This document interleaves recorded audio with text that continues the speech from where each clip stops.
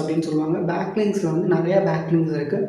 ஒரு விஷயமா சொல்கிறேன். ஃபர்ஸ்ட் வந்து ஆர்டிகல் சப்மிஷன்ஸ் இருக்குது. ரெண்டாவது வந்து ப்ரொஃபைல் க்ரியேஷன்ஸ், மூணாவது local listing, classified listings, social bookmarking, directory submissions, and then அதுக்கப்புறம் வந்து இமேஜ் சப்மிஷன்ஸ் இருக்குது, இன்ஃபோகிராஃபிக் சப்மிஷன்ஸ் இருக்குது, PPT submission, PDF submissions, RSS feed submissions, and then இது எல்லாமே இருக்குது.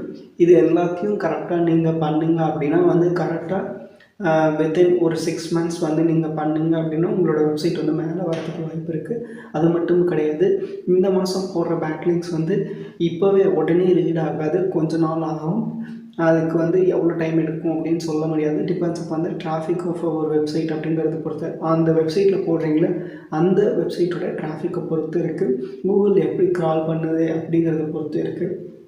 அடுத்த விஷயம் என்ன அப்படின்னு பார்த்தீங்கன்னா, இந்த மாதம் ஒரு பேக்லிங்க் போடுறீங்க, அடுத்த மாதம் நீங்கள் விட்டுட்டீங்க அப்படின்னா அந்த பேக்லிங்க் லாஸ்ட் ஆகிறதுக்கு வேறு வாய்ப்பு இருக்குது. அதனால் கண்டினியூஸாக பேக்லிங்க் வந்து போட்டுக்கிட்டே இருக்கணும். இந்தமாதிரி எஸ்இஓ ரிலேட்டடான வீடியோஸ்க்கு என்னை ஃபாலோ பண்ணிக்கோங்க.